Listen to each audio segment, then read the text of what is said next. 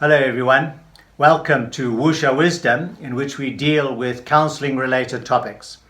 Last week I was making the point that negative emotions are not wrong or right. They just are, they're neutral if you like, but it's what we do with them that matters. And this week I want to talk about what we do with our emotions. We're really talking about EQ, or emotional intelligence. We're aware of IQ, not so aware of emotional intelligence, or EQ. EQ can be defined as our awareness of our emotional state and that of those around about us, and our ability to manage those emotions in a healthy and an appropriate way. So I'm going to talk about 4 things that we do with our negative emotions. I'm talking particularly. The first 3 are not so healthy if they are habitual and they're a way that we normally deal with our emotions. And then the 4th is more constructive and helpful. The first thing that we often do with our emotions, and you ask the question, what do I do? We often suppress our emotions. We push them down, we deny them, we bury them. And we do that maybe because we think that negative emotions are wrong. We do that because it makes us feel very vulnerable. People might see what's really going on inside, or maybe it makes us look weak. Various reasons that we suppress our emotions. Sometimes we're afraid that they might get out of control completely.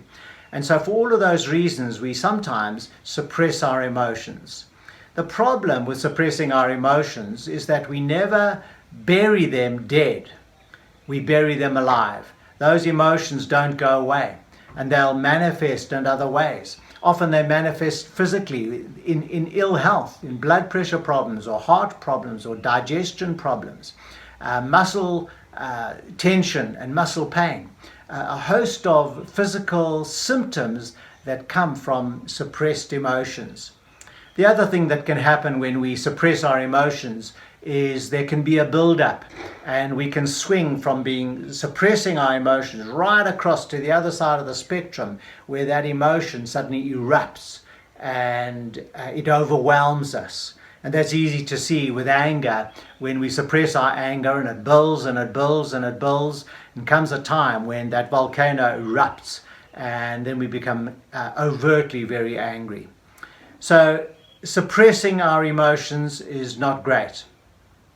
Then we sometimes, and I'm not going to spend a long time on this, sometimes we repress our emotions. This happens when we have been traumatized or we've been abused in some way.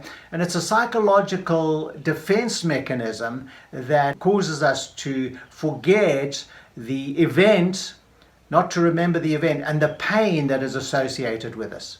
It often happens, as I said, when there's trauma, when there's abuse, there's a lot of pain. And again, you see, the emotion doesn't go away. It's there, and it will affect our behavior. It will affect us deep down. And often addictive behavior comes out of trying to numb that pain that exists there. So repressing our emotions doesn't work. Suppressing our emotions doesn't work. And then, of course, sometimes we get into the habit where on the other side of the spectrum, we are overwhelmed by our negative emotions, where on this side, when we suppress our emotions, we kind of trying to control them.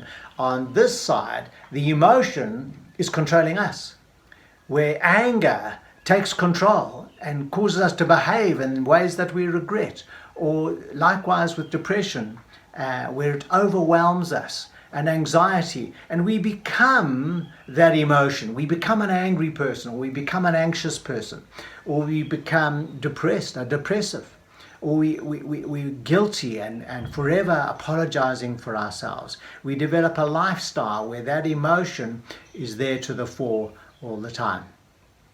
So those are 3 negative ways of dealing with our emotion, but the 4th is what we want to aim for, and that is to express.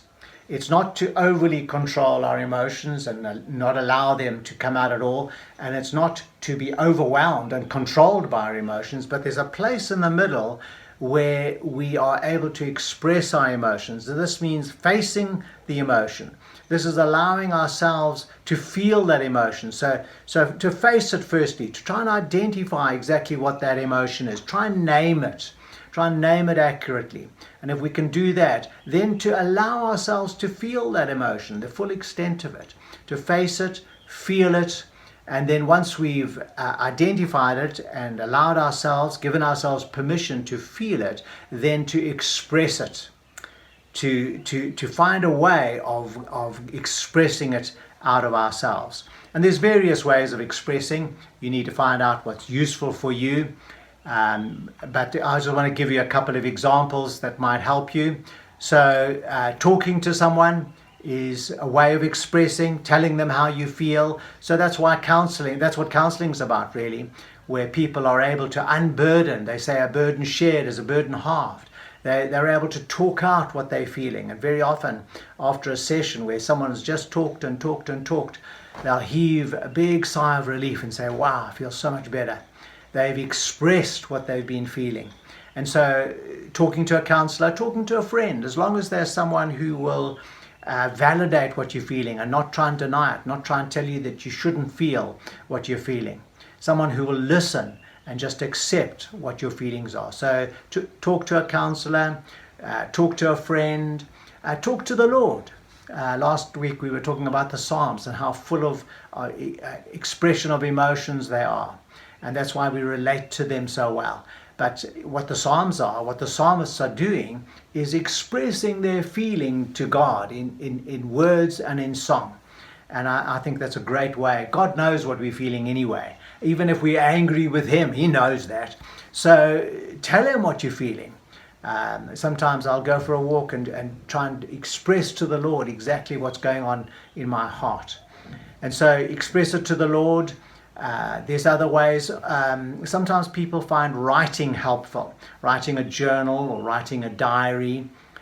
Writing a log, if you like, of what you're feeling and what triggers those feelings. Somehow writing can be very therapeutic. I'm not sure why it is. Maybe it's slowing our thinking down, allowing us to get to the depth of what we're feeling. But I know many people who have found it so helpful just to write what they're feeling. And you can combine it, if you like, as a prayer. You can be writing a prayer to the Lord and telling him how you feel, but you're writing it. That's a way of doing it. Sometimes it might mean just going for a walk and talking to the trees. Just make sure no one's watching you while you do that. But just find a way of offloading what you feel. So they're all ways of expressing. So it's not overly controlling it and trying to suppress the emotion. It's not being controlled by the emotion.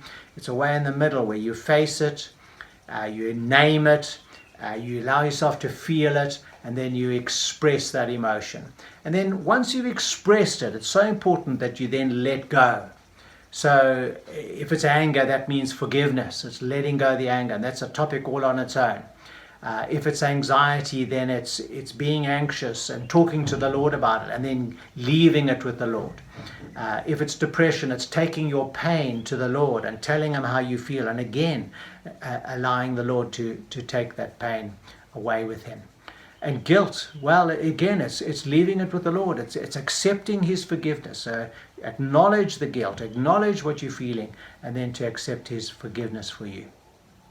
So those are all, I hope, constructive ways of expressing.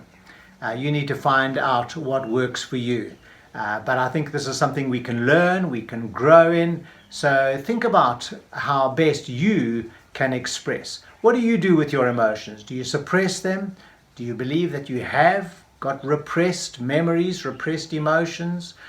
Or do you allow your emotions to overwhelm you, where they control your life, they control what you do, they prevent you from doing what you want to do, and you end up doing what you don't want to do? It's learning to express and then let go. Thank you very much.